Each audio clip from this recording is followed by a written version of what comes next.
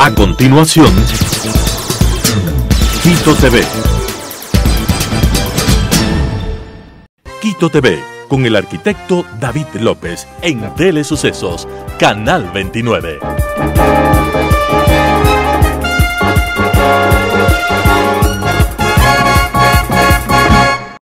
¿Qué tal, amigos? Bienvenidos a Quito TV, el espacio de la ciudad a través de Telesucesos y sus distintas frecuencias, 29 y 29.1 en televisión abierta, 73 en Extreme TV Cable, 43 en Claro TV, Canal 6 en Cable Unión, en Alfa TV, y también nos pueden ver desde cualquier parte del mundo en streaming en tiempo real desde nuestra página web www.telesucesos.net. Ahí hay el botón de en vivo, y también este programa, luego de su emisión, lo subimos a la plataforma de YouTube como Telesucesos HD. Tenemos la presencia el día de hoy del doctor Álvaro Ramírez. Él es gerente médico de Vacunas Medicamenta, licenciado en biología celular, con investigación principal en microbiología y diagnóstico molecular, internship en microbiología molecular en el departamento de microbiología de Ohio State University en Estados Unidos, doctorado en ciencias en biología celular y molecular, con investigación principal en regulación de la expresión genética, postdoctorado en virología y epidemiología molecular, diplomado en farmaeconomía y economía de la salud y del medicamento, es profesor de genética molecular, microbiología, bioquímica médica en diferentes escuelas y universidades. Un perfil calificado, como siempre se da además con nuestros invitados en este programa especial. Doctor, bienvenido, ¿cómo está? Ay, ¿qué tal? Muchísimas gracias. Se nos acabó la entrevista con esa introducción. Se acabó con esa introducción. Cuéntenos un poquito, ¿qué es Medicamenta? Medicamenta es una compañía farmacéutica que tiene la posibilidad de brindar acceso a medicamentos en el área de lo que llamamos primary care, cuidados primarios, pero también tiene la oportunidad de gestionar licencias a través de otras compañías multinacionales, como por ejemplo Amgen, como por ejemplo Lilly, y en este rato también tenemos una colaboración interesantísima con Moderna, Laboratorios Moderna, que está en la posibilidad del desarrollo tecnológico de la plataforma de ARN para vacunas y otras tecnologías sanitarias, otras. Es una compañía establecida aquí en el Ecuador. Es una compañía establecida en el Ecuador, pero es lo que conocemos en la industria farmacéutica como una multilatina. Tiene presencia desde México hasta Tierra de Fuego. A nivel internacional se conoce como Adium ya, el consorcio Adium, y pues representa, como te dije, diferentes casas farmacéuticas y también productos de producción local y básicamente desarrollo tecnológico del propio consorcio. Correcto. Vamos a hablar un poco del tema del COVID, el famoso COVID-19, aquel, recordábamos incluso antes de la entrevista, que prácticamente entre el 16, 17, 18 de marzo del 2020 se terminó cerrando todo. Correcto. Y dando lugar a los primeros casos también de COVID detectados en Ecuador. Habían como 5 casos y todavía como que no creíamos lo que se venía, ¿no? En Perú era el primero, lo comentábamos antes de la entrevista. Este famoso COVID ahora en febrero del 2024, ¿cómo se presenta? ¿Ha perdido fuerza? ¿Ha ganado ciertas variantes un determinado peso? ¿Qué sucede? ¿Qué es del COVID-19 ahora en el 24? COVID-19 seguiremos entendiéndolo como la enfermedad producto de la infección por el virus SARS-CoV-2. Y eso creo que ya el 2024 lo tenemos todos bien claro, y representa 2 áreas de estudio, lo que es la biología del virus SARS-CoV-2 y lo que hemos conocido en estos últimos 4 años, la manifestación de la enfermedad postinfección, COVID-19. El virus que inició la pandemia no es el mismo virus que está circulando actualmente. Ha mutado. Ha variado, ha generado linajes, sublinajes, ha sido hermoso desde la biología del virus, cómo este virus ha tenido la oportunidad de cambiar en función de las diferentes situaciones a las que se ha tenido que enfrentar. Se transforma, se adapta. Se adapta a esas condiciones en la cual le permite ser más infectivo. El objetivo, como lo enseñamos en virología, el objetivo del virus es poder infectar una célula para poder reproducirse. Las consecuencias de esa reproducción es lo que entendemos en algunos casos, y en los humanos específicamente con el COVID-19, la enfermedad. Y dependiendo de esa velocidad y dependiendo del órgano o tejido en el cual se desarrolle, vamos a tener diferentes manifestaciones. El SARS-CoV-2 es un virus respiratorio. Lo conocimos así, seguirá siendo así, tiene manifestaciones muy parecidas a la de la gripa, y en su momento afectaba muy fuertemente lo que eran pulmones y por supuesto se veía una manifestación claramente pulmonar. En su momento. En su momento. Eso afectó. ¿Qué ha cambiado para qué? Ha cambiado dos aspectos. Ha cambiado la forma en la que nuestro sistema y mecanismos de defensa se enfrenta al virus. Lo hemos conocido, antes no le conocíamos. Nuestro sistema inmunitario está preparándose desde que nacemos para enfrentar lo que hay en el ambiente y va recordando cómo defenderse de lo que está en el ambiente. Este virus no circulaba entre los humanos. Para el 2019-20, el principal reservorio del SARS-CoV-2, ese que conocimos en pandemia, eran los murciélagos y algunos que otros mamíferos asiáticos. Al 2024, el principal reservorio del SARS-CoV-2 es el humano. Eso significa que ahora está conviviendo con nosotros y hemos tenido que competir, ambos individuos, el virus con el humano, para poder tener un equilibrio. El hecho de que el virus, que nuestro sistema inmunitario haya entendido y conocido y aprendido a defenderse. Segundo, el que el virus mute, cambie, varíe, se generen variantes más efectivas pero menos fuertes, menos virulentas. Y tercero, el hecho del impacto de las vacunas. Definitivamente es impresionante. ¿Eso ha ayudado a que el cuerpo aprenda a receptar o a identificar a este virus y defenderse? Acabas de dar el leitmotiv, el motivo principal con el cual se hacen las vacunas. Las vacunas nos permiten al cuerpo humano a aprender a reconocer aquel agente infeccioso. En el caso de las vacunas para SARS-CoV-2, todas las que se han desarrollado permitieron que fuese más fácil a nuestro sistema inmunitario aprender más rápido a defendernos. Esa defensa permite que el virus ahora tenga que buscar otras alternativas de cómo infectar. Si no es exitoso al infectarnos, pues no va a tener las consecuencias del desarrollo de la enfermedad en algunos casos. Sin embargo, sigue habiendo en el mundo poblaciones susceptibles, lo que llamamos poblaciones vulnerables, los adultos mayores, sabida cuenta de lo que significa la edad en términos del impacto en la calidad del sistema inmunitario y mecanismos de defensa, son más débiles. Las personas inmunocomprometidas, es decir, las personas que tienen ese sistema inmunitario débil, bien sea por enfermedades inmunológicas o bien sea por tratamientos, por ejemplo, los pacientes con cáncer en quimioterapia o en inmunoterapia, pues tienen ese sistema inmunitario débil y los hace ser más susceptibles a tener la posibilidad de infectarse y desarrollar las fases. ¿La región, el país tiene mucho que ver también en esto? ¿El desarrollo que hayan tenido en las campañas de vacunación? Hermosa pregunta. Mira, hay un ejemplo hermoso que tenemos en Ecuador y es el hecho de que tenemos una campaña de vacunación, de primo vacunación, casi el 85-90% de la población en esa primera vez que nos vacunamos, en esa primera dosis. Llamémosla la primera dosis, que conocimos como primera dosis, fue un exitazo. Sabíamos que había una obligatoriedad en relación a tener que vacunarse para poder hacer ciertas actividades. Claro. Y está muy bien, eso se entendió, era de hacerse, era una respuesta que el mundo, las autoridades sanitarias del mundiales y regulatorias nos invitaban a considerar y por eso fue un éxito. La segunda dosis, es decir, la dosis de refuerzo, fue menos exitosa. Fue algo un poquito más del 50%, pero definitivamente la tercera dosis fue muy pobre, 17%, y a partir de allí no han habido planes de vacunación ni vacunas disponibles en nuestro país para proteger a la población, pero lo interesante es que esa campaña inicial fue un éxito desde lo que fue la información y la alerta y la invitación. David, en ese momento estaba circulando Delta. Delta era una de estas variantes que habían surgido y que tenía un impacto negativísimo en salud pública en los países de la región.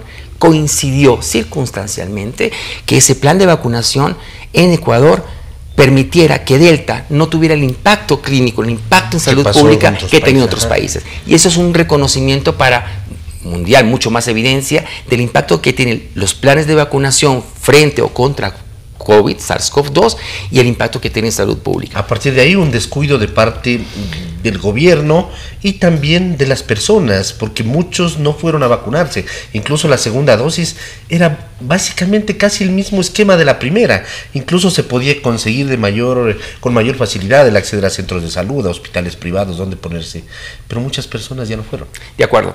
Y yo creo que todos somos corresponsables de ello. El desarrollo de tecnologías vacunales es un problema regulatorio. las plataformas de ARN mensajero como las de Laboratorios Moderna, que son pioneras en brindar la posibilidad de esta tecnología, no tiene un marco regulatorio que le permita realmente a estos entes regulatorios cuyo objetivo es salvaguardar la salud pública con el uso de estas tecnologías, pues no lo tenían dentro de su scope para la evaluación. FDA y EMA hicieron algo interesantísimo, nunca visto antes, y es, ok, necesitamos una respuesta frente a esta situación. Ustedes están planteando una tecnología innovadora con un impacto positivo, con evidencia de seguridad y eficacia. Vamos a impactar con ello y seguir evaluándoles en el tiempo. Paso interesantísimo de estos dos organismos regulatorios. Pero los otros organismos regulatorios a nivel mundial quizás son un poco más restrictivos en flexibilizar, dar la posibilidad de paso adelante respecto a ello, pues han sido más lentos en la aprobación. Estas aprobaciones y usos de tecnologías sanitarias como las de plataforma de ARN mensajero se han hecho por vía de excepción. Ecuador necesita en este rato tener una alternativa regulatoria de aprobación, de acceso a la vacuna a nivel privado, para que todos quienes tenemos la querencia y la necesidad de vacunarnos podamos hacerlo en la periodicidad que el mundo está recomendando. Tenemos picos anuales, 8, 9 meses, 11 meses anuales de picos que presentan variantes de importancia que impactan negativamente en la salud pública y que definitivamente requerimos de una vacunación periódica con vacunas actualizadas, y actualmente la que puede dar esa actualización más ágil y proveerla de acceso a la tecnología de plataforma de ARN mensajero como la de Laboratorios Modernos. Ante esta necesidad que tenemos de vacunarnos, que lo acabas de decir, ¿qué pasa con los antivacunas? Hay gente que no ha querido vacunarse y muchas personas que se han vacunado, que han ido cambiando la idea que tienen sobre las vacunas y dicen: desde que me puse las vacunas me enfermo más seguido, desde que me puse las vacunas me canso cuando estoy trotando, cuando hago ejercicio físico. ¿Qué tan cierto es esto? ¿Qué tan científicamente probado está, además? Hay mucha evidencia actualmente. Al 2024, ya son 4 años, han habido estudios de seguimiento de la población vacunada con diferentes tecnologías sanitarias, con vacunas de una misma tecnología y en relación al control con los individuos no vacunados. 3 hechos fundamentales. El primero, la calidad de la enfermedad, mejor dicho, el impacto que tiene la infección por SARS-CoV-2 en un individuo que expresa la enfermedad es más fuerte si no estás vacunado. Punto. Está demostrado. 2. Impacto. Puede ser mortal. Puede ser mortal, dependiendo de las condiciones del individuo. Correcto. No sabemos. Todavía se está estudiando si existen realmente personas más susceptibles que otras ante el virus. Pero como es y si no es mortal, puede dejar efectos, consecuencias. Y ahí voy. El segundo impacto, el segundo es el reconocimiento de que hay unas secuelas post-infección que se llama long COVID. Los individuos vacunados tienen menor probabilidad de presentar este long COVID. En la medida que tenemos poblaciones vacunadas periódicamente con las vacunas disponibles, se ha podido encontrar que tienen menor probabilidad en diferentes edades de presentar efectos secundarios al mediano y largo plazo, lo que conocemos long COVID. Y tercero, la vacunación en diferentes poblaciones ha permitido reducir el impacto de la enfermedad y por consecuencia la hospitalización y finalmente muerte. Ahora ya no hablamos de muerte porque no es una enfermedad mortal en la mayoría de los pacientes. Quitemos de los infectados, hablemos de población vulnerable. Allí es la que tenemos que atender. ¿Quiénes son la población vulnerable? Los guaguas. Se está recomendando la vacunación frente a COVID a partir de los 6 meses.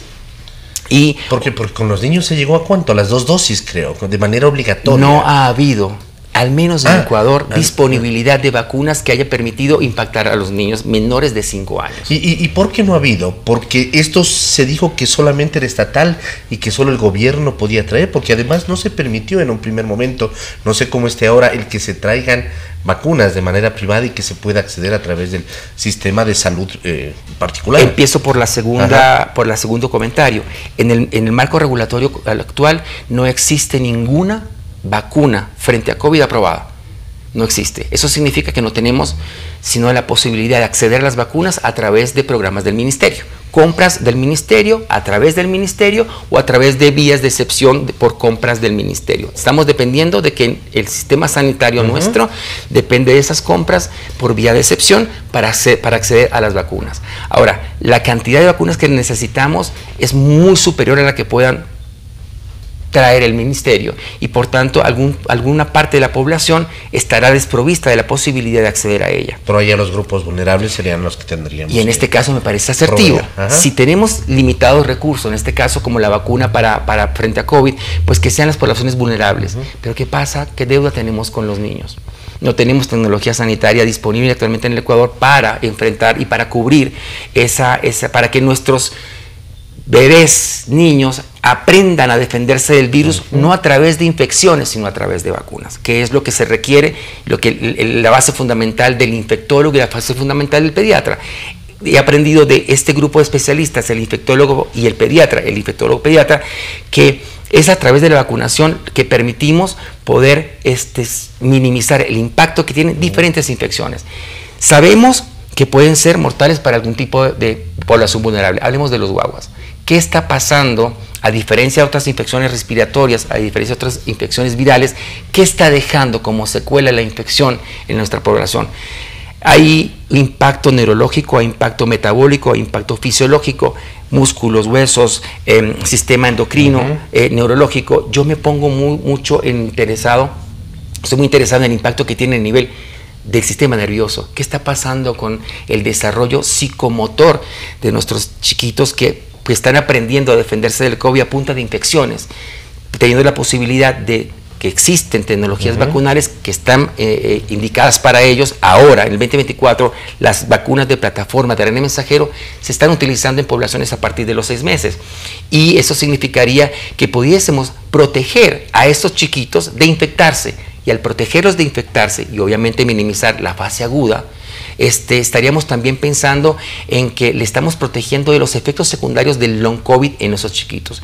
La capacidad de poder desarrollo neuropsicomotor es fundamental para un individuo de esa edad, y allí estamos teniendo la posibilidad, 2 de cada 10 niños que han sido infectados con COVID pueden presentar long COVID, infectarse y manifestar una enfermedad no solamente a nivel fisiológico, metabólico, sino también neurológico. En los últimos 2 años se ha hablado con mayor intensidad sobre el tema de la desnutrición infantil. Esto es importantísimo, por supuesto, pero dentro de la desnutrición infantil, que se habla de un desarrollo cognitivo, neurológico, si no va acompañado de este tema también inmunológico, es como que no es completo, a mi entender. Hay una lectura que yo tenía sobre cómo rebatir, fundamentar, defender la vacunación, y es que quienes estamos en el área de la salud lo vimos como esa acción preventiva de prevenir enfermedades. Nosotros debemos reconocer al 2024 que la vacunación es un hábito y un estilo de vida al que debemos abrazar como saludable. Nosotros hacemos ejercicio para mantener un estilo de vida saludable. Tenemos una dieta que nos permita balanceada, con recomendaciones que nos permitan impactar de mejor forma en nuestro estilo de vida. La vacunación tiene que formar parte de ese hábito. Vacunarse tiene que formar parte de un estilo de vida saludable. Así es. ¿Qué síntoma o qué síntomas nos permiten diferenciar ahora en febrero del 2024 una gripe común del COVID? Lo podemos identificar nosotros mismos. Decimos, esta es una gripe que nunca me ha dado, tal vez. De acuerdo. Por ahí va. De acuerdo. Siempre vamos, los síntomas gripales, los síntomas del COVID al 2024 siguen siendo los mismos que hemos identificado. Tos. Malestar general, dolores musculares, dolores articulares, fiebre. Cuando aparece la fiebre en una síntoma gripal, ya es un indicativo de que podría ser COVID. Pero ¿qué está pasando, David? Que tenemos la cocirculación de 3 virus respiratorios principales, y sobre todo en nuestro país. El SARS-CoV-2, causante de COVID, el virus de influenza y el virus sincitial respiratorio. Esos 3 virus están circulando. Yo tengo colegas que me han dejado saber que tras la hacer el diagnóstico molecular de qué es lo que está afectando a su paciente, se ha encontrado con los 3 virus. Siempre SARS-CoV-2 con influenza, SARS-CoV-2 con virus sincitial respiratorio. En combo, además. En combo. Entonces, claro, eso hace que las manifestaciones se solapen. Siempre son manifestaciones respiratorias, malestar general. Entonces, no habría la posibilidad de diferenciarlo. Fiebre, para mí, es lo que dirige más el diagnóstico hacia una infección por SARS-CoV-2. Lo que estamos planteándonos es cuál es el impacto que tienen esas 2 infecciones o cómo yo rescato al paciente, si solamente le doy un tratamiento para mejorar los síntomas o evaluarle y hacer seguimiento y monitoreo. Hacemos la identificación del virus porque sabemos que si SARS-CoV-2 está involucrado, es COVID y por tanto debemos observarle por lo menos después del alta o hasta los 2 meses siguientes, porque las manifestaciones del long COVID se manifiestan en continuo o a partir de las 4 u 8 semanas. Y allí es importante porque dependiendo del individuo, la edad, cómo se ha preparado fisiológicamente en su vida, en términos nutricionales, en términos de ejercicio, va a afectarle o no un sistema particular, y hay que estar muy pendiente de ese tipo de... ¿Existen pruebas suficientes para detectar COVID? Existen pruebas suficientes, existen pruebas suficientes. Hay ya los laboratorios. Los laboratorios y en las farmacias, pero cuando, por ejemplo, definitivamente, y tengo que mencionarlo así, cuando eres atendido en el sistema privado, es protocolo hacerte una prueba de despistaje si tienes síntomas respiratorios. Si tienes síntomas gripales, van con un panel de hasta 12 virus. La mayoría respiratorios en los que se involucra. ¿En el público qué pasa? En el público es más complejo porque las pruebas pues no están disponibles, y creo que hay lo que llaman triaje, hay una segmentación de cuán grave es el cuadro que presenta el paciente que ingresa a fin de poder hacerle un diagnóstico. Saturación de oxígeno, lo que le toman, la presión, ¿no? Todas esas cosas me triaje y van direccionando por ahí. De acuerdo, van direccionando por allí. Y el punto está que independientemente de la infección, si es influenza, si es sincitial, si es un virus cualquier respiratorio, la aproximación, al menos en el Ecuador, con base en lo que tenemos tecnología sanitaria, es sintomática. Hay que cuidar al paciente por la fiebre, por el malestar, por el dolor. Cuando tenemos COVID, SARS-CoV-2 involucrado, entonces ya hablamos de COVID, ahí sí es lo que es una alerta a la atención y monitoreo post-alta. Ahí es donde tenemos que estar cuidándonos, y es lo que estamos ahora alertando.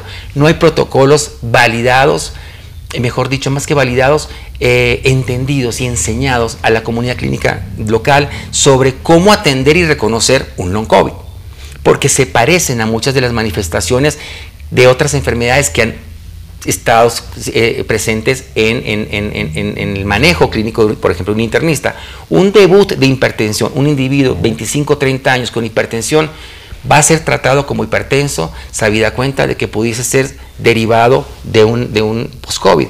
Hay una gran cantidad de alteraciones cardíacas, arritmias, una gran cantidad de alteraciones cardíacas post-COVID, y se están aprendiendo a manejar porque no son naturalmente de la etiología con las cuales un cardiólogo fue formado. Yo voy a atender esta arritmia porque es un paciente añoso, porque tiene esta condición. No, ahora tenemos que entender que hay otros elementos involucrados que son mucho de parte del sistema inmunológico, el sistema que nos defiende, y que son producto de otros procesos, producto de la infección por COVID. Allí es en donde estamos ahora, tratando de diferenciar qué es lo que se produce por COVID, por SARS-CoV-2 y la infección, y qué es lo que generalmente está asociado a la epidemiología de las enfermedades crónicas no transmisibles. Doctor, muy gentil por haber estado aquí. ¿Alguna cosa final que se nos quede, que la quiera manifestar, que sea de importancia? A mí me quedan varias preguntas, pero el tiempo nos limita. Yo creo que es importante siempre reconocer el hecho de que la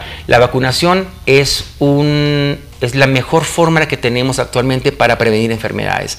Actualmente, y afortunadamente, existen plataformas innovadoras que nos dan respuesta rápida a las necesidades de vacunación. En el caso de COVID, respuesta ágil y rápida a esas variantes que circulan y que están impactando negativamente en nuestra sociedad. No tenemos la posibilidad actualmente de identificar quién es más o menos susceptible. Lo que sí es verdad es que no es mi responsabilidad cuidarme para cuidar a los que tengo al lado. En todo caso, vacunarse debe ser considerado como un hábito de estilo saludable. Vacúnense y en la medida de lo posible de tener la oportunidad de vacunarse frente a COVID, influenza, cualquier enfermedad transmisible, por favor háganlo, que para eso está el desarrollo tecnológico innovador para ello. Correcto, perfecto. Vacunarse es un estilo de vida. Y si usted tiene esas arritmias, esos problemas, no es producto de las vacunas como se considera o se manifiesta, sino que posiblemente en algún momento tuvieron COVID y capaz que no nos dimos ni cuenta, y viene por ahí el tema. Así que queremos agradecerles, amigos. Ha estado el doctor Álvaro Ramírez el día de hoy aquí, biólogo molecular, hablando sobre la situación del COVID, ese COVID que ya tiene prácticamente 4 años de vigencia, ahora en febrero del 2024, con todas las circunstancias que se vienen dando. Amigos, que pasen bien. Hasta la próxima. Felicidades. Las opiniones vertidas en este espacio por la producción y dirección del programa son de exclusiva responsabilidad de sus autores y de quienes intervienen en ellos.